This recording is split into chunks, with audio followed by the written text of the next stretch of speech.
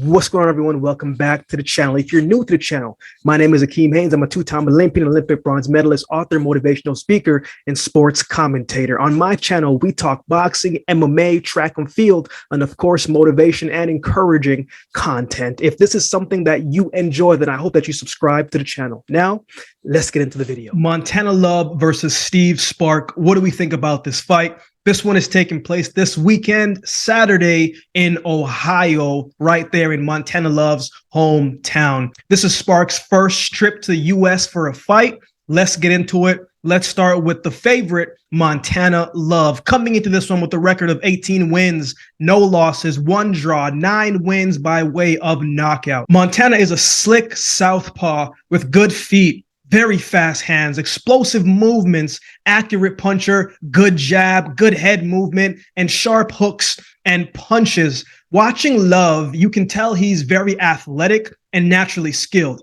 He's also patient, he's confident, and some people think very highly of him, and some think he's a little bit overrated. I don't think he's overrated personally. I think he's growing into the boxer he wants to be, and there are some growing pains that comes with that. And one of those growing pains came recently, I thought, in his last fight against Gabriel Valenzuela, right? Where Love was tested. After a check hook dropped Valenzuela in the first round, in the next round, he got dropped himself. Right? And it took him a few rounds to get back into his groove, to get back into the momentum that he had in the first round. Love, after the knockdown, was a little bit, he looked hesitant to me, wasn't as aggressive as how we started, and his confidence didn't really come back until later down in the fight. I thought he had a tough time kind of closing the distance. He was the much shorter fighter against Valenzuela. As in this one, he will be a couple inches shorter as well. But I thought he had a hard time closing the distance against Valenzuela, right? And that led with him not being able to really get on the inside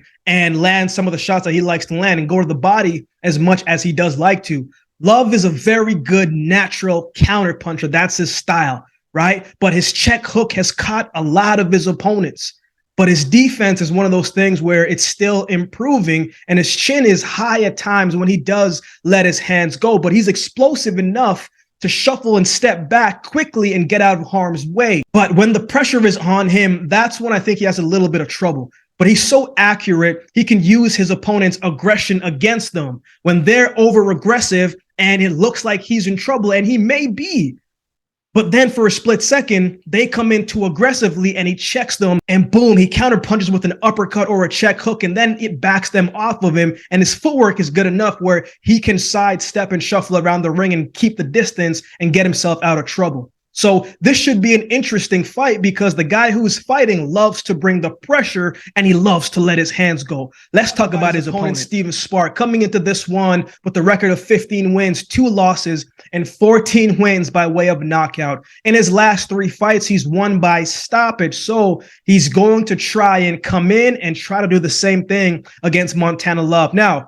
Spark, as I said, is an aggressive fighter. He likes to press the tempo, and he has no problem letting his hands go, but he sets it up pretty well. He comes in with a jab and then lets off a 3-piece combination, and when it connects, I must say, it looks beautiful, right? He's a good combination puncher. You can tell he's got good technique, and he's very sound, right? Very good at the fundamentals. And also, he's a very good placement puncher. I think he improved quite a bit after his loss against Tim Tszyu, right? And he also punches in variety. He's got pop in his shots, so he isn't throwing light combinations. He's trying to knock his opponents down each shot, trying to knock the wind out of them each shot. He's a guy who wants to brawl, right? He doesn't mind taking a shot if he can let off a few of his own. He'll engage with you, and that's where it could work with him in some parts of the fight, but I think it could work against him in some parts of the fight as well, because he's so aggressive at times that he comes in and doesn't think about the defensive responsibility that he needs to have.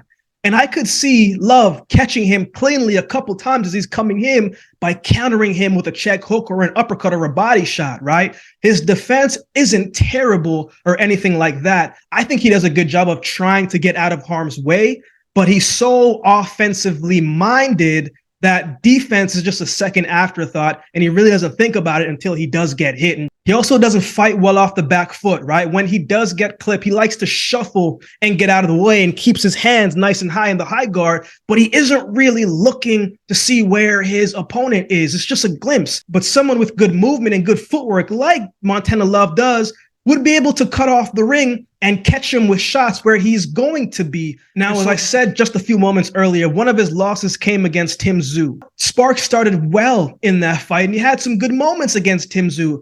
But when Tim Tszyu started to apply the pressure and let his hands go, Spark couldn't handle it. And Tim Tszyu took him out in 3 shots. 2 of those shots were some punishing body shots. Now, Montana Love doesn't have the power like Tim Tszyu does. I think if Montana Love can press the matter a little bit, be the aggressive fighter in this one, I think he has a good opportunity to land that same body shot that put him down. But if Spark wants to win, man, he's got to make this an ugly fight. He's got to close the distance, close the range, and continue to let his hands go and put the pressure on Montana Love and try and make him panic and try and make him fight off that back foot. And eventually, I think one of those shots will land and it will do damage. So who wins?